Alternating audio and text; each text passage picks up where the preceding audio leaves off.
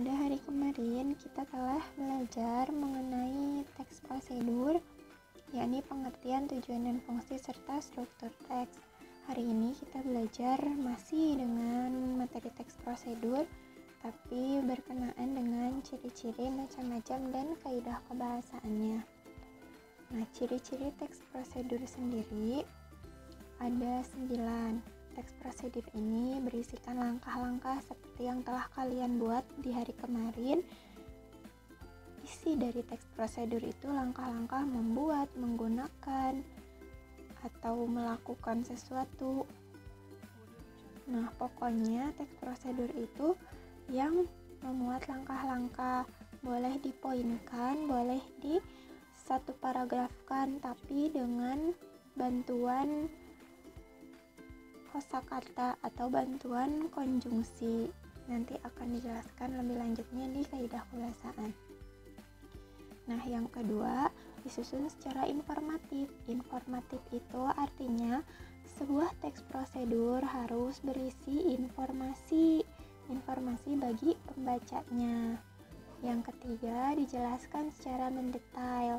Jadi kalau misalkan kalian menjelaskan langkah di teks prosedur, harus jelas gitu, seperti kemarin saat akan melakukan kegiatan memasak mie instan.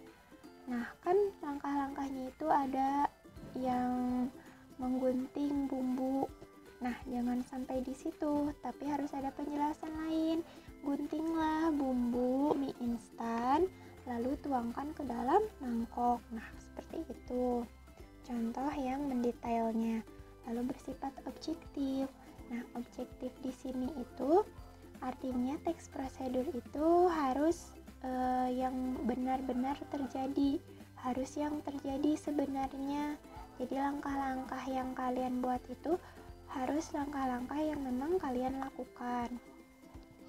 Lalu yang kelima, langkah berkelanjutan dengan penjelasan. Nah, maksud di sini itu kayak tadi kan kata ibu, guntinglah bumbu mie instan. Penjelasannya, lalu masukkan ke dalam mangkok,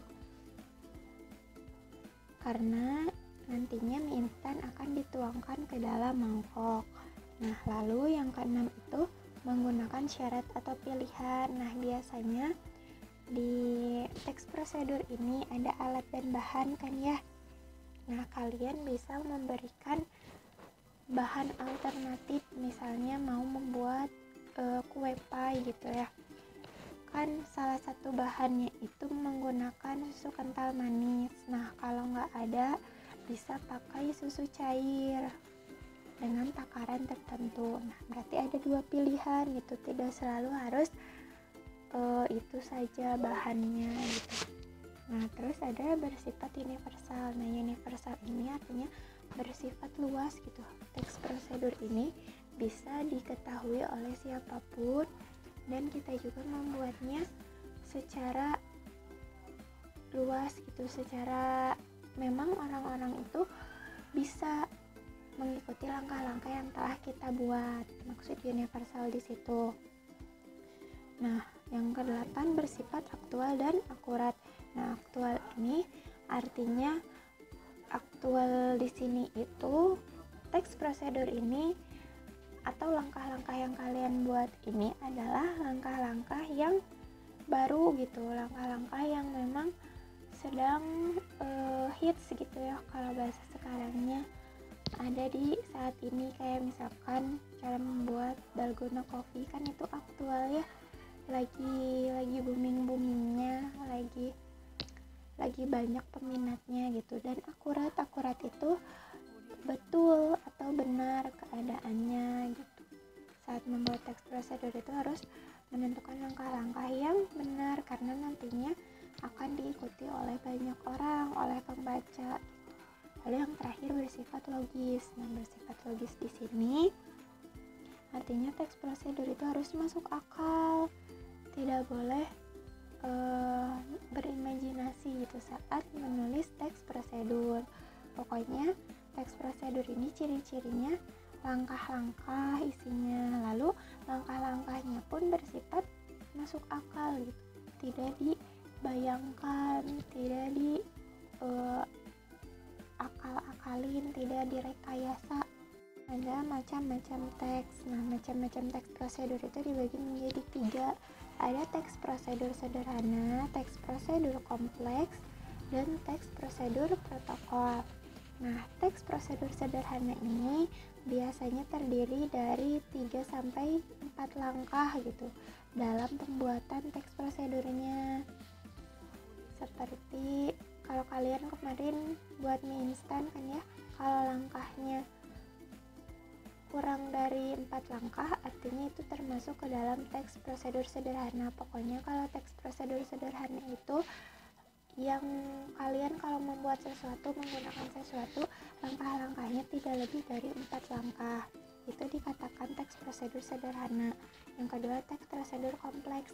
Nah, teks prosedur kompleks ini teks prosedur yang lebih dari 4 langkah gitu dalam penggunaan atau cara melakukan sesuatunya.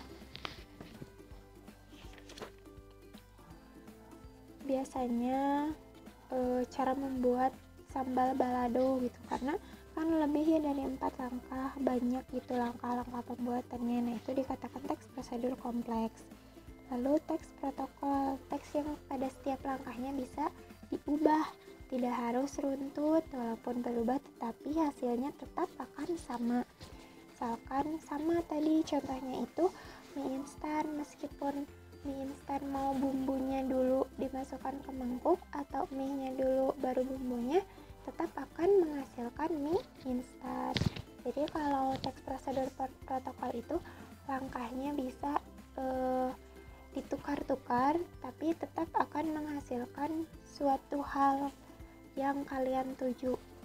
Selanjutnya ada kaidah kebahasaan teks prosedur, memiliki kalimat deklaratif, integratif, dan imperatif. Nah, kalimat deklaratif ini kalimat yang berisi pernyataan.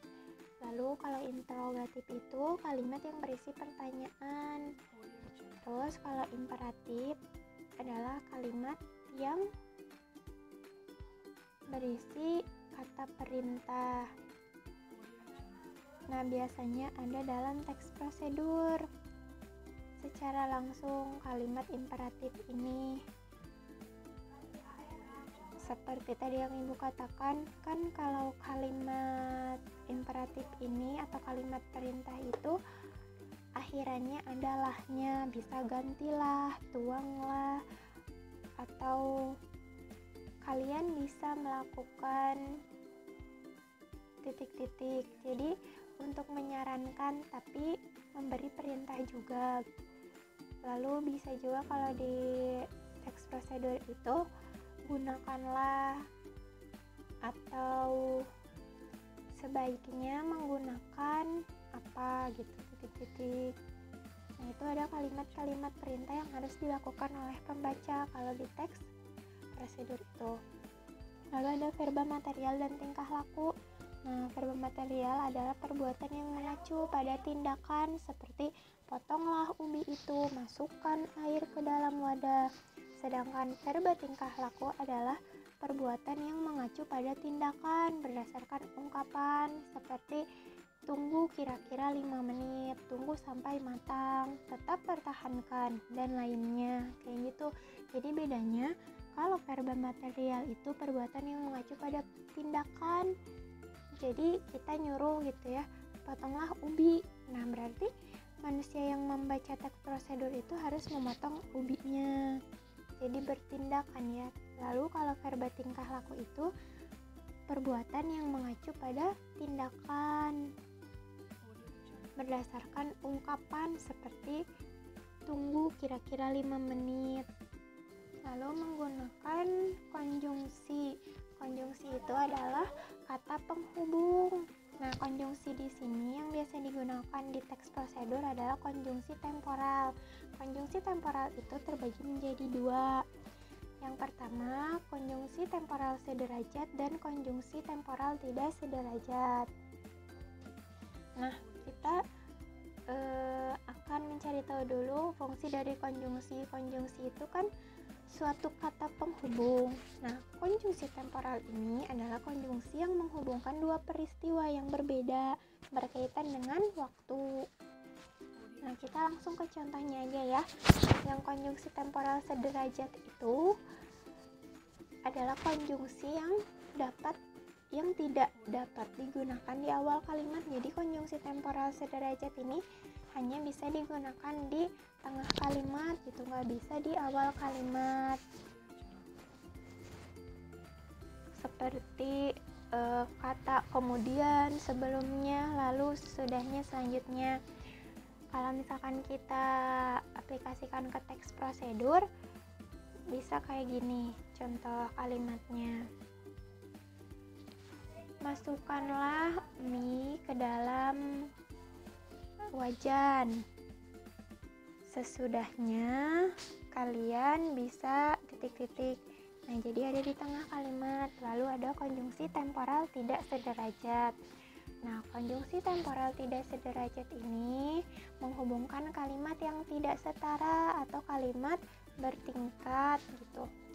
Contohnya seperti kata ketika, hingga, sejak, sementara, bila, sebelum, waktu, demi, saat, sambil. Nah, contohnya seperti sebelum kelasnya dimulai, ibu guru meminta kami memperkenalkan diri.